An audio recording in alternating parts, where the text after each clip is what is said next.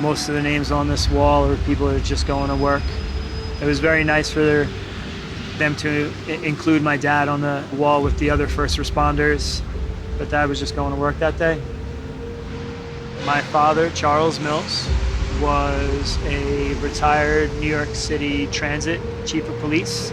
He retired in the 90s. He was commissioner of Schenectady, and then he was commissioner of Troy. After his tenure upstate, he got the job with Petroleum, Alcohol, and Tobacco Agency for taxation. His office was on the 87th floor of the South Tower.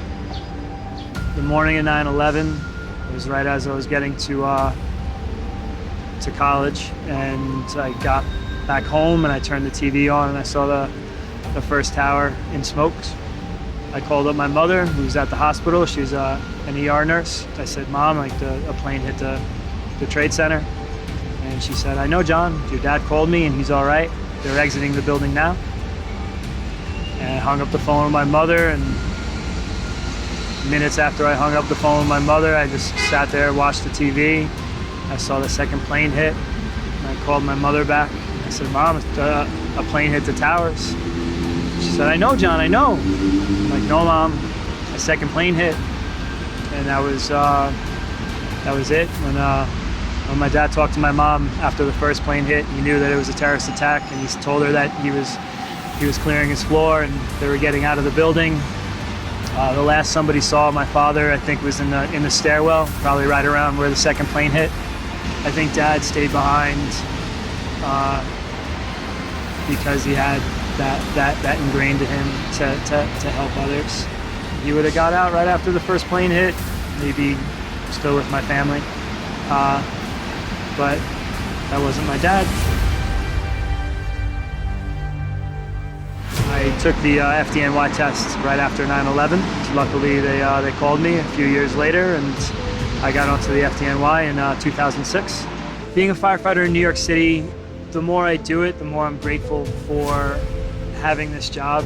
I enjoy helping people, but after Dad was killed, I think it was something that definitely pushed me more in that direction.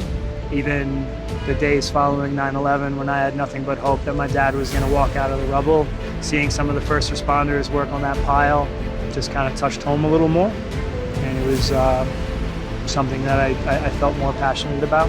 When I walked into the firehouse the first day, my quote-unquote brothers in the service, they all lost somebody.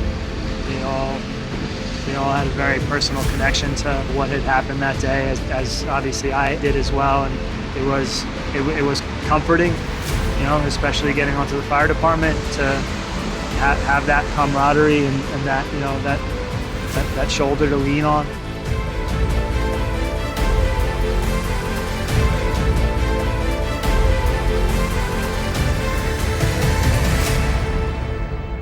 So a few years ago, me and my friend Chris were fortunate enough to be invited out to New Zealand.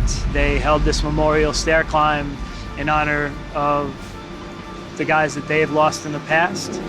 We were flabbergasted that there actually wasn't already a first responders climb here in New York. So when we came back, we started trying to get it going. We were able to join the Association of Memorial Stair Climbs, which there's a number of climbs throughout the states that are a part of this association, and their job is just to make sure that these climbs take place, because they do recognize the importance of these events. Everybody gets a little timing chip in their bib, which also actually helps us in keeping track of climbers in the stairwell. This year was 100 degrees. Everybody's standing at the base of 3 World Trade Center in their full gear, waiting to get an oxygen pack. Once they get their pack, they go to the start and they get swiped. And once you get swiped, your time starts. You go to the top, to the 80th floor. As you're going up, even though you are in quite a bit of pain, the stairwell is lined with the photos of those first responders that were killed that day. It gives you a little more push when you do want to stop. At 60, I wanted to stop, looking at some of those faces brings it home a lot more that they're not here. That's people. They tend to forget, and you hear the phrase "never forget, always remember" all the time. You see it on bumper stickers, but people need a reminder.